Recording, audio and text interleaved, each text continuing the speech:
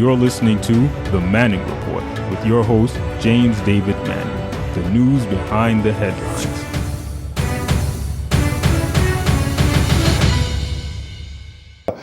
Democrats, or the Democrats, debate last night, and they're on the stage, and Elizabeth Warren was going to town. She and Bernie Sanders. Why was Bernie Sanders' face so red last night? What, he been drinking or something? Looked like he was drunker than a skunk last night. And Elizabeth Warren, she always looks like, I don't know what type. She never looked like she's ever perturbed wearing them pantsuits. She and that Hillary Clinton woman. It was 3 hours. Jake Tapper in the beginning of would only giving people like 10 seconds to start saying something, and then Jake Tapper would shut them down. Like, man, give me a chance to get it out of my mouth what I'm trying to say. I've got the first sentence before you want to move on to somebody else. I don't know if y'all were able to check that out last night. They got another one coming up tonight. Now, Joe Biden, my time, and Kamala Harris, and Cory Booker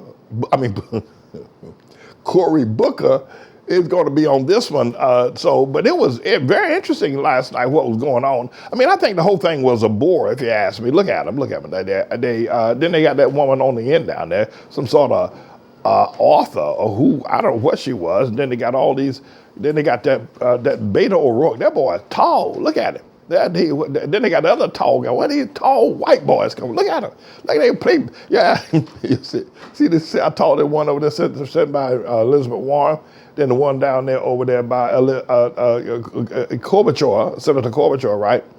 They're tall. These tall boys, right? Then that one on the end down there, I think his name is Bullock. He's the governor of Montana. You ever go to Montana? You got to go out there sometime. Watch out for the cow dung. Anyway. So, but you ever notice where, see how tall those guys are? Now, if those guys were black guys, the first thing people walk up to them, you play basketball?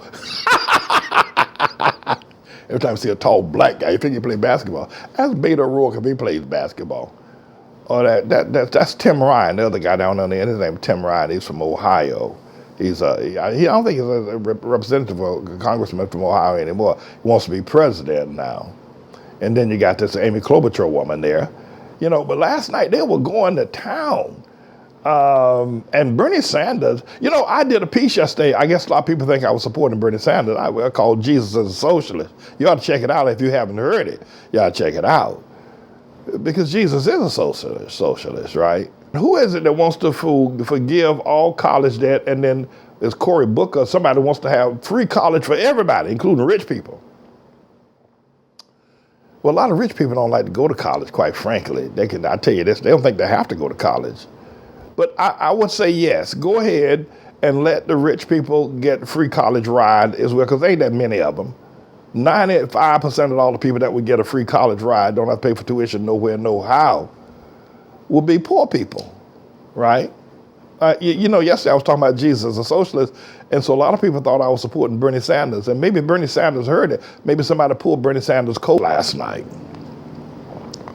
I thought he did a pretty good job. Somebody said something to him about, well, you don't know what's in the bill. They turn around and with an angry voice. I've never seen that boy that angry before. He said, I wrote the bill. Y'all still remember that? Oh yeah. Then you got this other guy. Leave that up there, but then you got this Pete Buttigieg guy. Now all the LGBTQ people want him. They done gave that boy $24 million in 1 month. That's all that LGBTQ money. The fella, he ain't gonna make it. I'm gonna tell you something.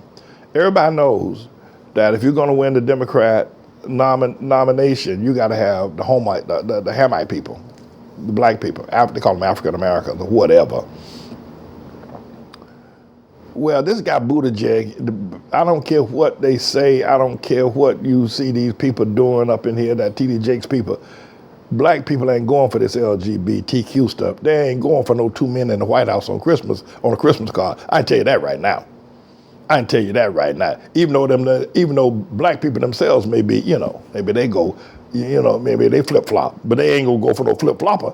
They ain't voting for. If black folk had listened to me back in 2007, they never would have voted for Obama. So Obama was married to Michelle the fist bumper, so they were saying anybody married to a woman that big got to be straight, That's what they were thinking. Then he had them 2 daughters. A lot of people say they wanted his daughters. I don't know. But I was trying to tell black folk all the time that Obama ain't straight. He ain't straight. And by the way, here's nothing. Oh yeah, this is the subject matter. This is the big one for today. This Joe Biden guy. Joe Biden, my time, is the one who pushed Obama over the cliff, though I thought it was set up. Go ahead now and push the Supreme Court to make it legal. Marriage is legal, same-sex marriage is legal in all 50 states. It was Joe Biden, my time, that allegedly pushed Obama. I think they set it up, quite frankly. That's what I think.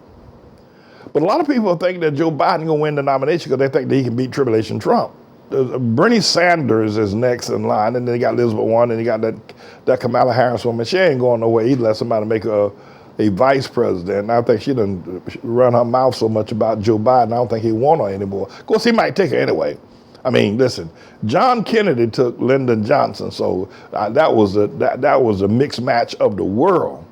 The fact that y'all remember that? Y'all not that old. Okay, yeah, y'all a bunch of young people. John Kennedy, to win Texas, he knew he needed Texas. He picked Lyndon Johnson to be his running mate. Lyndon Johnson and John Kennedy hated one another worse than, I don't know. Anyway, they hated one another. That's it. That's all there was to it. But Kamala Harris, I think she blew her shot. Joe Biden might choose her. Joe Biden might do that. But, you know, it was kind of boring last night. But one thing I will give these Democrats, one thing I'll give them credit for is that they didn't talk a lot about Tribulation Trump, which I thought was good. You know, Tribulation Trump, big time super racist. Everybody knows he's a the boy is crazy. Tribulation Trump, he's sick. But they didn't talk about it last night, which I thought was pretty good. You know, Tom Perez, who's the head of the Democratic National Convention, he made a statement the other day that not to get distracted by all this stuff that Trump is doing. But Trump's racism against Elijah Cummings is not some sort of a strategy. Trump doesn't have a strategy. He doesn't have one. He doesn't. Trump just says the first thing that comes out of his mouth. And so, but Tom Perez, who was the head of the Democratic National Convention, told him last night, he said, don't be talking about Trump and Elijah Cummings and racism in Baltimore and how 51% of Americans now believe that Trump is a racist. 45% say they don't believe he's a racist. You know, just don't even pay him any attention. Talk about the issues, kitchen table issues for that matter. And last night, I think they did a pretty good job of sticking to the issues. I think Don Lemon had on too much makeup. What do you think? Y'all see him? We got a picture of Don Lemon. And he was there with Jake Tapper and that other woman from CNN. I think he had on too much makeup. I said, Pastor Manning, why are you meddling people's business like that? What do you mean meddling? I'm not meddling. We'll find a picture of Don Lemon from last night. I think he had on too much, like he looked like Snow White or something. Anyway, but I thought all in all the debate was a fairly good debate. I think they tried to talk loud so people think they had something interesting to say. This is a bit of a news blog we do looking at spiritual wickedness in high places for the most part, making some observations about it and giving people a biblical foundation to the way of interpreting rather than have Sean Hannity or Laura Ingraham or Janine Pirro or Anderson Cooper or Rachel Maddow or Don Lemon, Rush Limbaugh interpret what's going on in the world. You come to me and I'll tell you based on what the Word of God says. They'll just give you their worldly, sinful view. But the Manning Report will tell you what God has said, whether to say yea or nay, whether to go or to stay.